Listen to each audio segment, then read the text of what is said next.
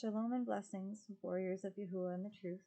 I'm going to be continuing on with the lie Remember from Brother Lou White's book right here. And we are on video number, I believe it's number 16. 1 second. Yes, we are on video number 16. An eyewitness saw the golden headpiece. Someone heard and saw the 4 Hebrew vowels of the name and wrote about it. His name is Yusef ben Mattiyahu, and the world knows him as Flavius Josephus today. He wrote that he had seen the golden headpiece worn by Kohen Haggadah with the name inscribed in 4 Hebrew vowels. This was many centuries before the Masoretes invented the twiddly-diddles, the Nikud markings cued readers to pronounce different vowels or even completely different words entirely. Like trained monkeys, it took 5 centuries to twist the Hebrew language into what we see and hear today. The Anglican Catholic translators of the KJV used these distortions of Hebrew, especially noticeable in an 1890 concordance by James Strong, who based his work on the KJV. Since Yusef claimed the letters were Hebrew, it means the letters were not the Aramaic script we see most people trying to teach Hebrew with today. We must not sit in silence as teachers pour out lies right in front of us. The approximate number of times each spelling is found in the Hebrew text is indicated in this table. Roscoe, stop it right now. Okay. So Yahuah was found 6,823 times. Yahusha was found 216 times. Yahushua was found 2 times. And Yeshua was found once. At Hebrews 4 and Acts 7, the same Greek lettering is used for Joshua and JESUS. IHSOUS. This is confirmation both were called Yahusha in Hebrew. You can find this at Torah Institute.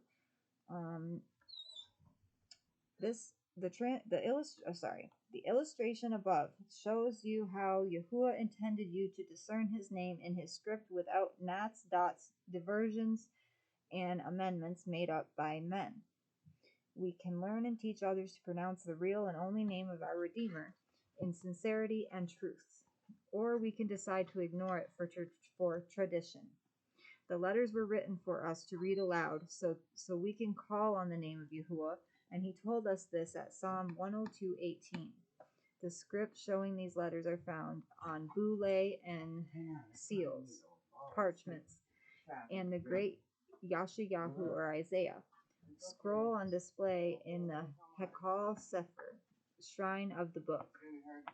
The twiddly-diddles did not exist until almost 800 years after Yahusha ascended, and are not only uninspired, they are illegal.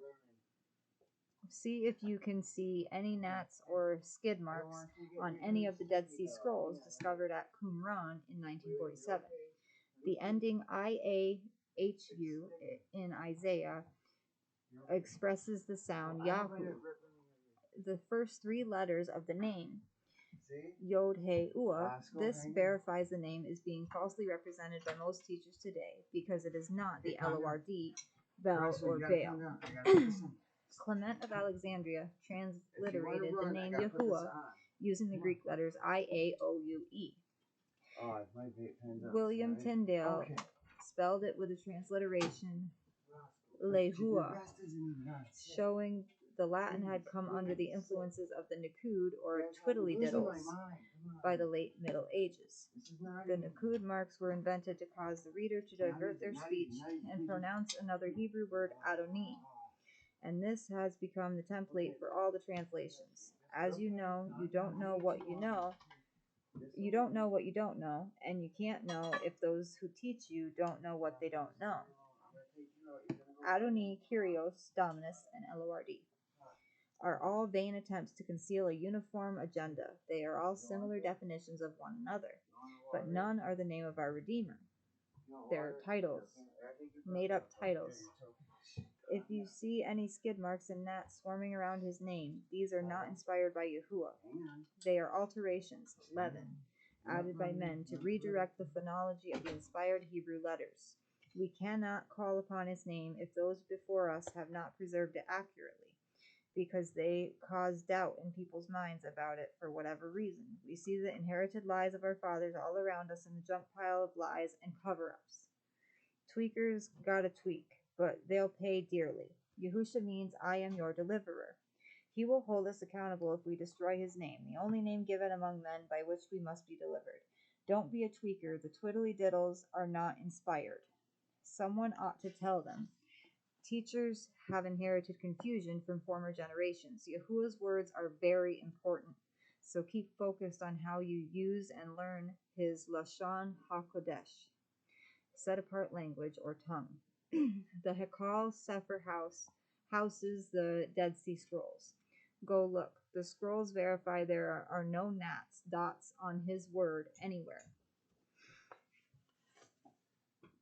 I gotta pick up Bella. Sorry guys, Bella had to go potty, and I had to grab her from the kitchen. 1 second. I have a really cool puppy app that we put her when she eats and when she goes potty and when she has drinks. So it's easier for us to know when she has to go out. Okay, sorry about that interruption. Okay, also visit fossilizedcustoms.com/kjv.html. Sacramental Psychosis. There is a strong delusion among teachers about sacraments. Neither the word sacrament nor the concept exists in Scripture. The concept of dispensing Yahuwah's favors through a contrived league of exceptional gentlemen imagined to be endowed with powers from other exceptional gentlemen bears more of a resemblance to a gang of wizards than it does any sort of priesthood ordered by Yahuah. Yahusha never mentioned any such idea of deliverance through any band of mystagogues or apostolic succession. The sacraments are believed to be the only path of deliverance through the one circus established on the rock they believe was Peter. Yahuah is our rock and our redeemer. Psalm 19:14. Sacramental psychosis is a mental disorder involving mass hypnosis using the power of suggestion. People imagine certain men have abilities to conjure as if they possess magical powers to convey forgiveness of sins, change materials into the presence of the deity they serve, bestow bonds of marriage as powers they possess, or assure entry into heaven. All through rituals, they pretend are dispensing various forms of virtue to their adherents through their mystagogues and magisterium, Latin word for teaching authority. And there's a link to that, and I'll put that in the description box. The obsolete Old Covenant. The Old Covenant is misunderstood by billions of people. It is not the books of the Old Testament, nor is it the 10 Commandments. Hebrews chapter 7 through 10 explain how it is the priesthood and the operation of offering the blood of animals under the Aaronic covenant, the Levitical or Uakara priesthood. The works animal blood could not ever justify us. The renewed covenant in Yahusha's blood caused a permanent change in the former method and made the offering of animal blood obsolete, old, and passé. It is thoroughly over with. We now look only to the one perfected offering for sin for all time, the perfect Lamb, Yahusha. This was prophesied at Yirmiyahu chapter 31. By trust in his blood, we are redeemed. Hebrews 10:26 through 29. For if we sin purposely after we have received the knowledge of the truth, there no longer remains a slaughter offering for sins, but some fearsome anticipation of judgment and a fierce fire which is about to consume the opponents. Anyone who has disregarded the Torah of Moshe dies without compassion on the witness of 2 or 3 witnesses. How much worse punishment do you think shall he deserve who has trampled the Son of Yahuah underfoot, counted the blood of the covenant by which he has set apart as common, and insulted the Ruach of favor? Is the word Bible even in the word of Yahuah? The word Bible is based on the name of a female fertility idol, Biblia, whose shrine gave the town of Byblos its name. The town was a producer of parchment paper, and the parchment came to be referred to by the name of the town. Yahuwah's word does not use this term to refer to itself, but rather the terms Sefer, Megillah, or Kitab. Daniel 10:21 calls it Ketab Amat, scripture of truth. Ephesians 5:11 helps to support the idea of cleaning out the stains in our thinking patterns. Without Yahushua's indwelling, we would never notice what's wrong at all. He's the hunter in each of us, and some of the words we use will not survive the second coming. The truth, Yahushua, is released to expose the lie.